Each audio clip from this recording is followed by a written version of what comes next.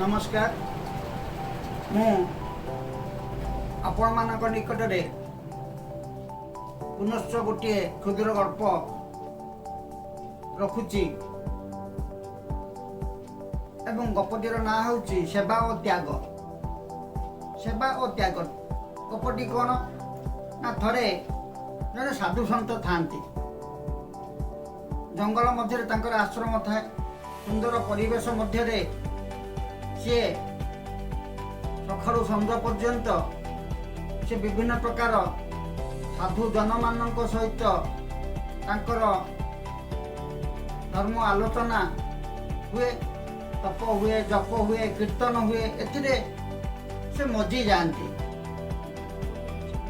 एवं ता व्यतीत से कौन सी एपरी अन्याय कार्य किसी करते ना जेहेतु जने से जन साधु व्यक्ति थे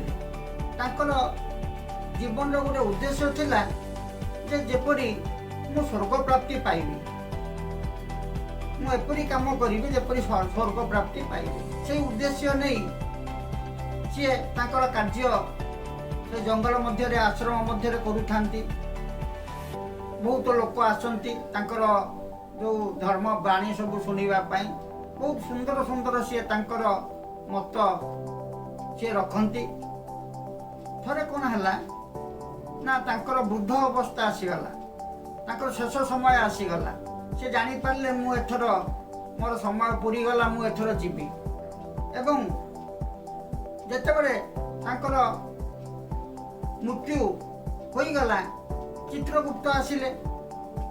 चित्रगुप्त कहले जे चलो तुम समय पूरी गला, तुम विचार समय आरंभ हो जीवो।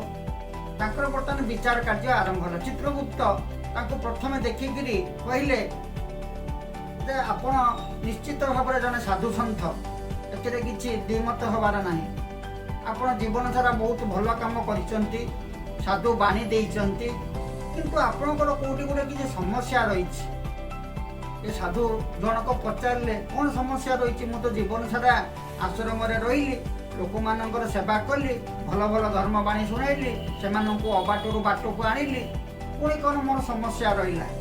चित्रगुप्त देखिकी पांजी देखी कहले नाई ना आपणकर जो सेवा बा त्यागरे टिके त्रुटि रही, तेणु आपण कहीं मत स्वर्ग प्राप्ति रकम मत कहीं लगुनि। यह शुणला साधु जन भारी व्यस्त हो पड़े। तांकर जीवन सारा जीवन को सी एपरी भाव में सी कर मो स्वर्ग प्राप्ति पाइबी बोली सी कहे नाई ना चित्रगुप्त मु एक जमराज निकट में पहुँचेबी। यही साधु सन्त जनक जमराज पाखक गले, पाखे गुहारी कले, देखो आज्ञा मु जीवन सारा भल भल कार्य कर स्वर्ग प्राप्ति पाई जहाँ सब दरकार मु जीवन सारा कली, मोर त्रुटि कौटी रहा। जमराज संगे संगे चित्रगुप्त को कहले निर्देश देले देखिए पांजी बाहर कर कौन सी जीवन में कर देखा। चित्रगुप्त तांकर पांजी ओल्टेले, ओल्टेबा समय सी पांजी जहाँ मिलला खबर जे सी विभिन्न समय थरे दी केतटा थरे कौन है गोटे रोगी रास्ता छटपट होउची। ए समय ए साधु सन्थ जनक जाऊँच जो धर्म बार्ता बा बाणी दवापाई समय हो जाता, तेणु से रोगी प्रति आ ध्यान न दे सी चली जाइए निजर कर्म करने।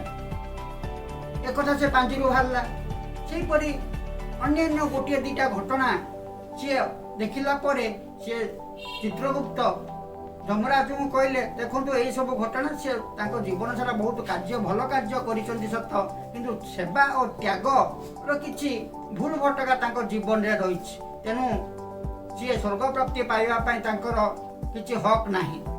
जमराज संगे संगे निर्देश देले जे यही साधु सन्त को पुणी आउ थे नरक को पठे दियो, सी जातु एवं सेवा शुश्रूषा त्याग आउ किछि वर्ष काम कला आम विचार करिबा। तेणु मोर कहबार उद्देश्य होउछि खाली धर्म प्रवर्तन देले बा अन्यान्य किछि काम टिके करिदेले जे स्वर्ग प्राप्ति मिलिबो, जीवन मोक्ष प्राप्ति मिलिबो, ताहा असंभव। आपण माननकु किछि ना किछि गरीबर सेवा, रोगीर शुश्रूषा, ଅନ୍ୟାନ୍ୟ କିଛି ତ୍ୟାଗ କରିବାକୁ ପଡ଼ିବ। ନିଜର ଯଦି ସେଲ୍ଫିସ୍ ଇଣ୍ଟରେଷ୍ଟ ରହିବ, ଏବେ ଆମେ ଠିକ୍ ଲକ୍ଷ୍ୟରେ ଆମେ ପହଞ୍ଚି ପାରିବା ନାହିଁ। ଆମ ଆତ୍ମା ପରମାତ୍ମାଙ୍କ ସହିତ ମିଳନ ହେଇପାରିବ ନାହିଁ। ତେଣୁ ଆମେ ସବୁବେଳେ ସେବା ତ୍ୟାଗ ଉପରେ ଗୁରୁତ୍ୱ ଦେବା ଦରକାର। ଗପଟି କିପରି ଲାଗିଲା ଆପଣମାନେ ଜଣାଇବେ। ରହିଲି, ନମସ୍କାର।